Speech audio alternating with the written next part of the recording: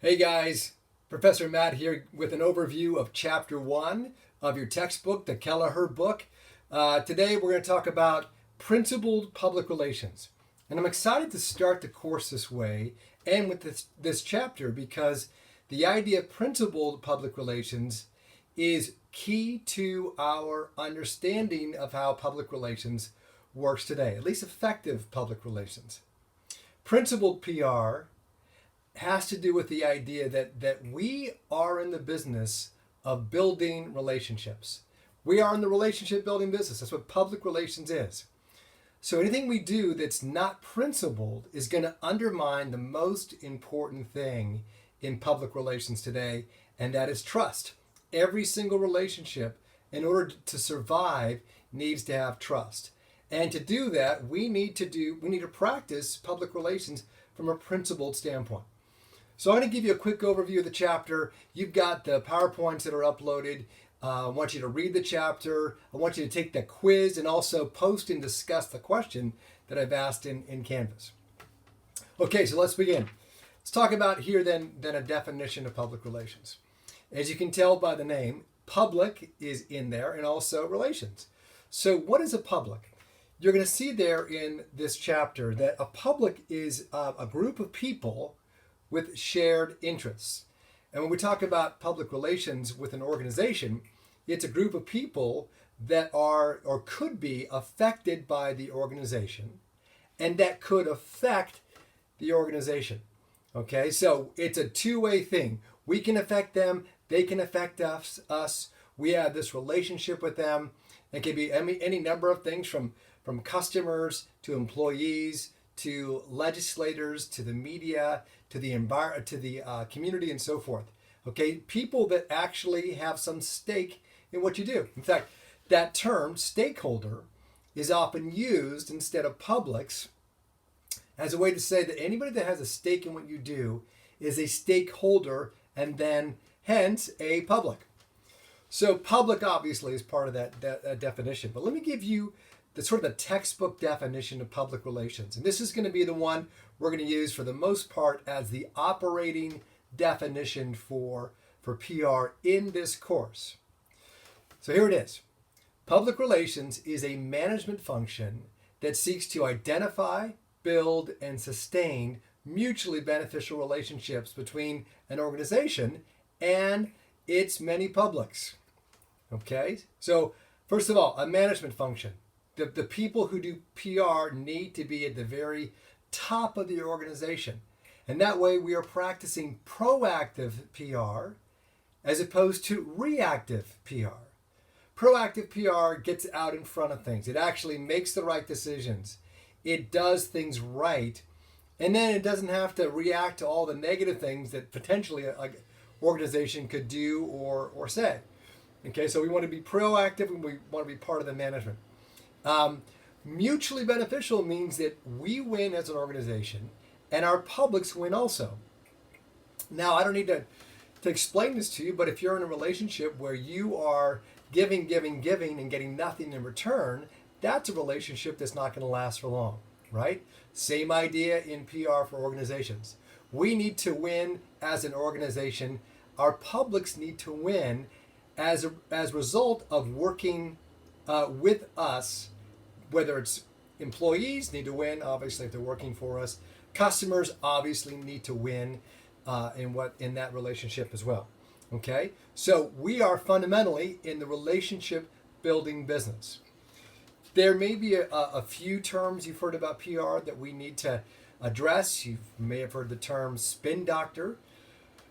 So spin is making something that's bad look better than it actually is. We do not want to be about that. Again, spin can help you get out of a bind, right? But once your public knows that they've been duped, right? They've been manipulated, worst case, they've been lied to, you undermine the most important thing in any relationship, and that's trust. Okay, so we don't want to be spin doctors. We don't want to be hacks. Hacks are people that try to manipulate the media into covering events and pseudo events and so forth. We want to be about creating really good news and working with the media if that is the element or that part of PR we're going to work on. Okay, so relationship business, we're all about building these mutually beneficial relationships, establishing trust, and not doing things or saying things that are going to undermine that trust. So let me introduce you to one of the key people in Chapter 1, and that's Arthur Page. Arthur Page was the vice president of AT&T, one of the first vice presidents, right, ever in the history of vice presidents of corporate communications for AT&T in the 1920s and 1930s. And Arthur Page established some key foundational principles for PR that still exist today. Okay, so I want to introduce some of those ideas to you and then have you explore them further on your own. Principle number 1 is to tell the truth. We are in the truth-telling business, okay? Honesty is the best policy. Now, it doesn't mean that we're not thoughtful about it. We don't blab stuff. We think it. We were very thoughtful and strategic about doing this. But the notion of truth-telling and transparency are more important than ever before, because we live in this age of transparency where people expect for you as an organization to be transparent about who you are and what you stand for and what your values are. Okay? So we want to make sure that, hey, listen, if we do something bad, that happens, right? The company that has a crisis, and we'll talk more about that when we get to later chapter. You do something bad, you fess up, right? We did something bad. Here's what we're doing to figure it out. So transparency is key. The second principle is prove it with action.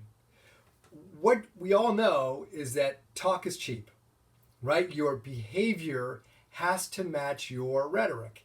And what Arthur Page said was that 90% of what we do in effective public relations is action. The other 10% is talk. Okay, so we're going to prove it with action. If we say we believe in something, we need to prove it with our action.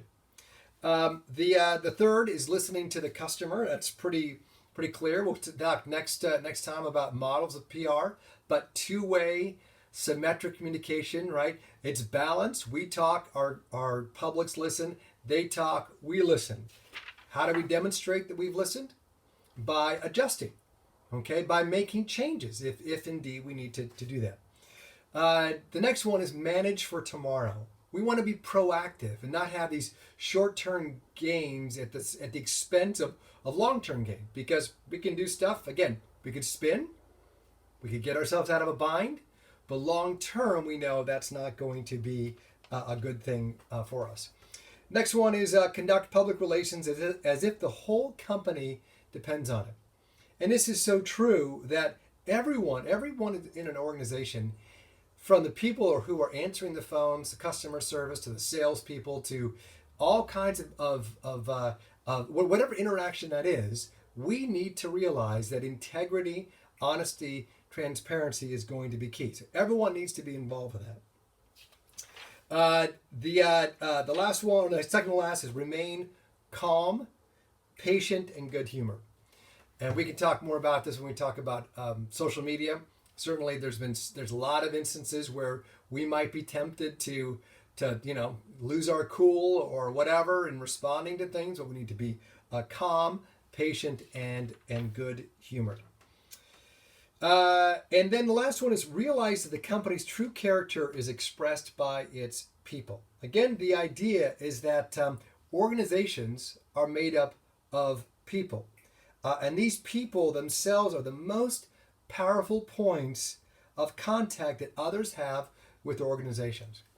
So there needs to be a culture in your companies that really make that clear, that every interaction that we have with anybody is a reflection on who we are as a company.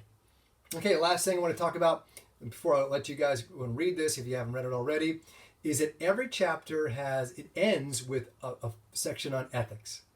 Super important.